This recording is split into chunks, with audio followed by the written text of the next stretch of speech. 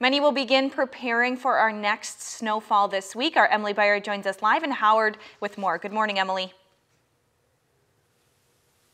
Good morning, Brooke. Hello, everyone. Yeah, we are here in one of the state salt sheds. We are joined by Paul Fontecchio this morning with Brown County Public Works. Thanks for being with us. Sure. Tell us, now we're looking at the salt. There's quite a bit that you guys have already used. Obviously, we're expecting some snow and some icy roads at some point this week. How are you guys kind of preparing with this salt here? Sure. Well, we make sure it's stocked up, right? I mean, but we've used about 8,000 tons this year out of 21,000. So we haven't used as much as other years, but we haven't had as much of a winter. The ice storms that we've had, the freezing rain, that does take some salt though. So we've been going through some of that for those type incidents. Sure. And so now with this, we're expecting, I believe there's a couple inches of snow coming, but we're not quite sure whether or not that'll ice up or not. So how do you guys prepare differently versus using salt or using brine? Well, in either instant, we'll use both. Okay. We actually have a brine-only route, which we can talk about later. But when it's snowing, you actually are plowing. Sure. And then after the snow is letting up, that's when you really start to salt. Okay.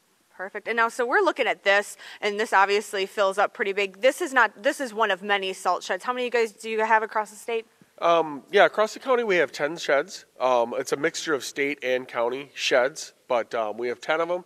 And we'll go through the entire supply in the shed and then refill it at least once. Mm-hmm. And so you guys haven't refilled yet, correct? No, not yet. No. When do you guys typically expect that to refill? Again, like you kind of said, you guys aren't going through it as fast as typical, but this, what you were kind of saying earlier, that you guys have used probably a normal amount. It just kind of varies throughout the season. Yeah, it does.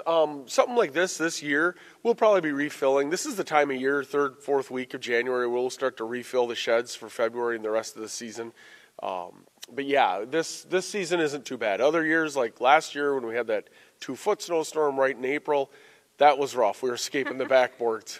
Yeah, definitely. All right, thank you so much, Paul. Again, we're going to have so much more for you guys this morning. We're going to learn a little bit more, like Paul had mentioned, about the brine and how they handle all of that and prepare for this storm coming up.